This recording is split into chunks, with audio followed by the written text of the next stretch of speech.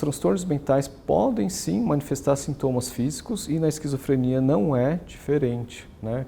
Então pode acabar manifestando sintomas, né, em decorrência dos transtornos mentais e até mesmo como efeitos colaterais dos medicamentos que a gente comumente trata, que são os antipsicóticos.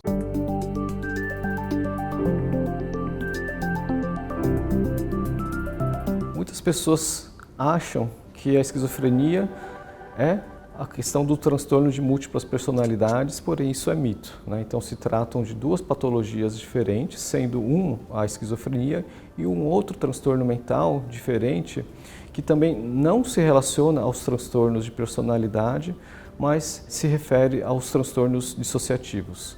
Mais especificamente o transtorno dissociativo de identidade. Então são transtornos mentais distintos com características também bastante distintas do ponto de vista de manifestações de seus sintomas.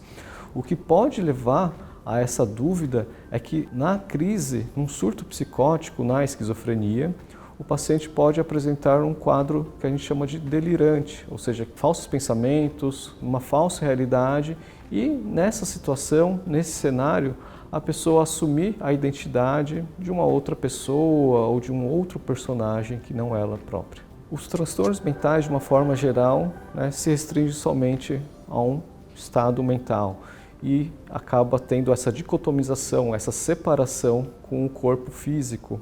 Mas os transtornos mentais podem sim manifestar sintomas físicos e na esquizofrenia não é diferente, né? Então pode acabar manifestando sintomas, né, em decorrência dos transtornos mentais e até mesmo como efeitos colaterais dos medicamentos que a gente comumente trata, que são os antipsicóticos, ocasionando alterações de movimento, desorganizações de comportamento e, de uma forma geral, então, manifestando outros sintomas.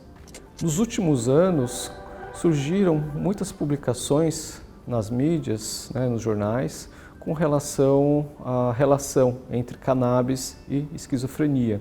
E, consequentemente, né, um grande debate se as substâncias, e aí entram as drogas entorpecentes, como um fator de risco para a esquizofrenia. De uma forma geral, algumas substâncias têm esse potencial de causar sintomas psicóticos, mas não necessariamente esquizofrenia.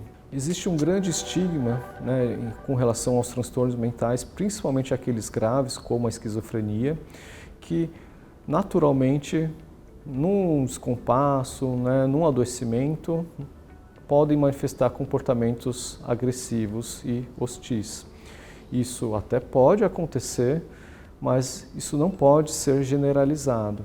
Então, quando o paciente se sente amedrontado dentro de uma vivência delirante, a pessoa então pode acabar apresentando, né, reações, comportamentos hostis, auto e hetero-agressivos, mas isso não pode ser considerado como regra. Muitas pessoas acham que, sendo portador dessas doenças, vão apresentar os seus sintomas de uma forma constante. Isso não é verdade, mas isso só ocorre na vigência, né, de um surto psicótico, de uma agudização da doença. Fora desses surtos, a pessoa vai ter, né, uma vida normal. Então não é uma questão constante essa desconexão, né, com a realidade.